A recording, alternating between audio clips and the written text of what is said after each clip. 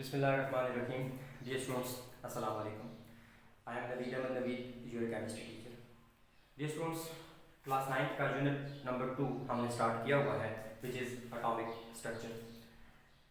Last time हमारा जो topic था that was Rutherford atomic model, और उसके साथ साथ हमने रदरफोर्ड एटॉमिक मॉडल्स में कुछ डिफेक्ट्स भी पढ़े थे. तो डियर स्टूडेंट्स, उन डिफेक्ट्स को मद्देनज़र रखते हुए नेक्स्ट हमारे पास जो मॉडल प्रपोज किया गया that was Bohr atomic model. Dear students, Bohr atomic model जो है, नील बोहर एक साइंटिस्ट था, इसने 1913 में प्रपोज किया था. और इस मॉडल को प्रपोज करने का जो पर्पस था, जो मकसद था, वो क्या था? To overcome the defects of Rutherford atomic model. कि रदरफोर्ड एटॉमिक मॉडल में जितने भी डिफेक्ट्स हम लोगों ने पढ़े थे उनको दूर करना जो है वो इस मॉडल का बेसिक पर्पस था. डियर स्टूडेंट्स, अब ये मॉडल क्या है, इसके कुछ बेसिक पास्टुलेट्स की तरफ जाते हैं, मेन पॉइंट्स की तरफ जो है वो हम जाते हैं.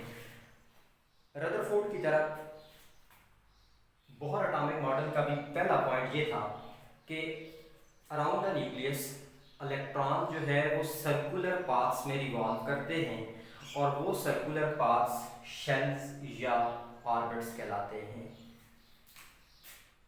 शेल या ऑर्बिट्स क्या है? सर्कुलर पाथ्स हैं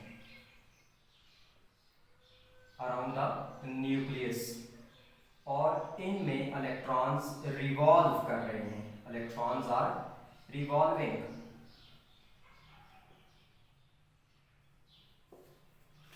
मतलब अगर हम डायग्रामेटिकली देखें तो हम सपोज कर लेते हैं कि ये हमारे पास किसी भी एटम का न्यूक्लियस है. तो अकॉर्डिंग टू बोहर कि अराउंड द न्यूक्लियस इस तरह के कुछ सर्कुलर पाथ्स हैं, और ये जो सर्कुलर पाथ्स हैं इनको कहा जाता है शेल्स या ऑर्बिट्स. और इनमें क्या चीज़ें रिवॉल्व कर रही हैं? इलेक्ट्रॉन्स रिवॉल्व कर रहे हैं, जिनकी तादाद जो है वो अकॉर्डिंग टू शेल कुछ भी हो सकती है. ये था पहला postulate. Second postulate, energy of electron. Dear students, हमने रदरफोर्ड का जो मॉडल पढ़ा था उसका डिफेक्ट ये था कि इलेक्ट्रॉन सर्कुलर पाथ में रिवॉल्व अगर कर रहे हैं तो फिर इनकी एनर्जी को कम होते जाना चाहिए, और कम होते होते होते इन इलेक्ट्रॉन्स को न्यूक्लियस में गिर जाना चाहिए और एटम को कोलैप्स कर लेना चाहिए. रदरफोर्ड के इस डिफेक्ट के रिस्पांस में बोहर मॉडल का जो पास्टुलेट है वो क्या है कि किसी भी एटम के अंदर इलेक्ट्रॉन किधर मूव कर रहा है? शेल्स के अंदर, सर्कुलर पाथ के अंदर. तो वहाँ उसकी एनर्जी फिक्स होती है. रदरफोर्ड ने बाकायदा ये कैलकुलेट भी किया था कि एनर्जी ऑफ इलेक्ट्रॉन किसी भी स्पेसिफिक ऑर्बिट में क्या होती है? फिक्स होती है. और ये जो एनर्जी है ये डायरेक्टली प्रोपोर्शनल होती है रेडियस ऑफ ऑर्बिट या साइज ऑफ ऑर्बिट के. एनर्जी ऑफ इलेक्ट्रॉन जो है this is directly proportional to size of orbit. अब जैसे जैसे ऑर्बिट का साइज बढ़ता जाएगा इलेक्ट्रॉन की एनर्जी भी ज्यादा होती चली जाएगी. आप देखेंगे स्टूडेंट्स, आपके पास ये पहला ऑर्बिट है जिसका ये साइज है, दूसरा ऑर्बिट उससे बड़ा हो जाएगा, तीसरा ऑर्बिट उससे भी बड़ा हो जाएगा. तो जैसे जैसे इलेक्ट्रॉन न्यूक्लियस से दूर जाता जाएगा उसकी एनर्जी क्या होती जाएगी? ज्यादा होती चली जाएगी. तो energy of electron is directly proportional to size of orbit. Postulate number 3 कि किसी भी ऑर्बिट की एनर्जी, ये स्टूडेंट याद रखिएगा, किसी भी ऑर्बिट की एनर्जी असल में उसमें पाए जाने वाले इलेक्ट्रॉन्स की एनर्जी होती है. तो according to Bohr atomic model किसी भी ऑर्बिट की एनर्जी फिक्स्ड होती है, मतलब ये चेंज नहीं होती. Energy of orbit is fixed, ये चेंज नहीं होगी. ये उस वक्त तक चेंज नहीं होगी जब तक इलेक्ट्रॉन जो है वो इस ऑर्बिट से जंप करके हायर या लोअर ऑर्बिट में नहीं जाएगा. तो बात क्या होगी कि जब तक इलेक्ट्रॉन एक ऑर्बिट में रहेगा तो उस वक्त तक उसकी एनर्जी चेंज नहीं होगी, बल्कि क्या होगी? फिक्स्ड होगी. ये स्टूडेंट्स, पास्टुलेट नंबर 4 है एनर्जी डिफरेंस. अभी हमने ये वाला पास्टुलेट नंबर 3 पढ़ा कि ऑर्बिट की एनर्जी क्या है? फिक्स्ड है. अब अगर कोई भी किसी भी एटम को एनर्जी दी जाती है, अगर वो एनर्जी एब्जॉर्ब करता है, तो एनर्जी एब्जॉर्ब करने पे फर्ज करें हमारे पास ये एक शेल है, ये दूसरा शेल है। हम फर्ज कर लेते हैं कि this is shell number 1 and this is shell number 2। अब एक इलेक्ट्रॉन जो है वो इस शेल के अंदर रिजाइड कर रहा है, यहाँ मौजूद है।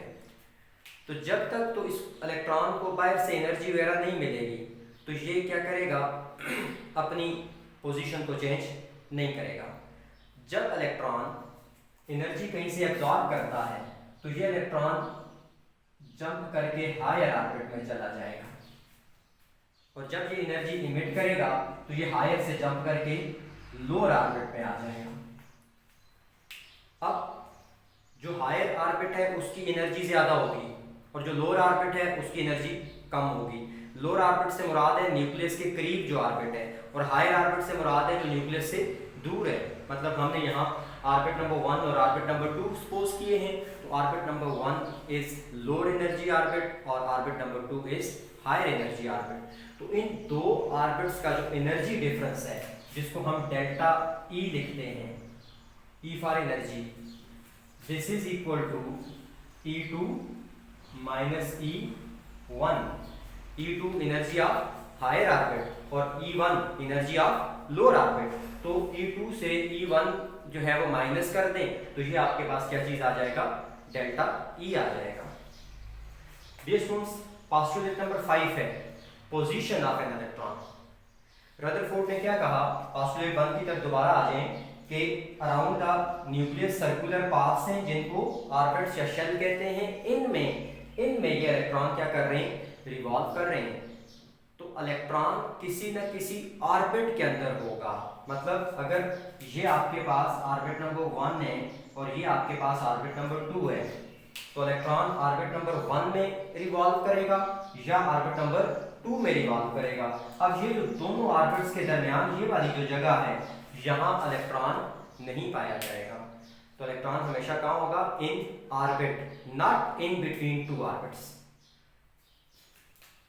पोजीशन ऑफ इलेक्ट्रॉन क्या होगी, in an orbit and it is not found between two orbits. दो ऑर्बिट्स के जो दरमियानी इलाका है वहां पर इलेक्ट्रॉन्स के पाए जाने के चांसेस नहीं होते। नंबर 6 बेटा मैथमेटिकल पोस्टुलेट है एंगुलर मोमेंटम।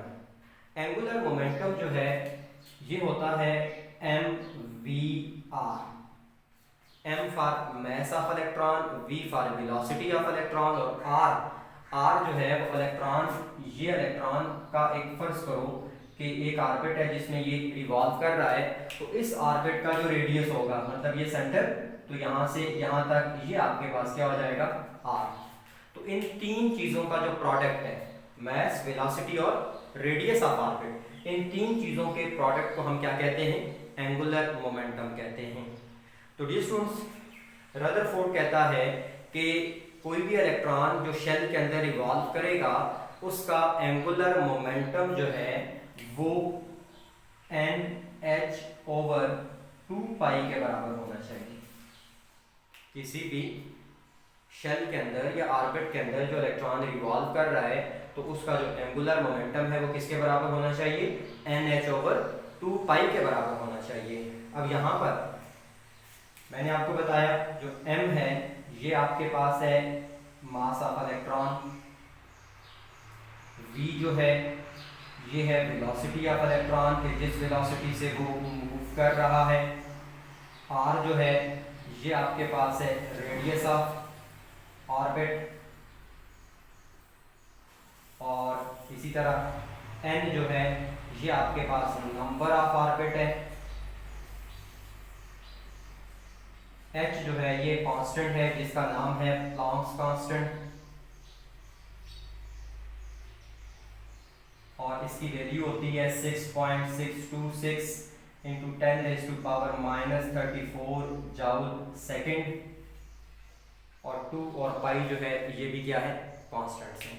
तो अकॉर्डिंग टू रदरफोर्ड के इलेक्ट्रॉन सिर्फ उस ऑर्बिट में मूव कर सकेगा, रिवॉल्व कर सकेगा जिसका एंगुलर मोमेंटम किसके इक्वल होगा, NH/2 पाई।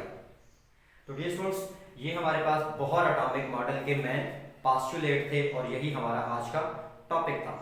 अब आपका जो होमवर्क है वो सिर्फ इतना है कि आपने ये बोहर एटॉमिक मॉडल को अपनी नीट जो नोटबुक्स हैं उन पर ये लिखना है। Thank you so much. अल्लाह हाफिज़।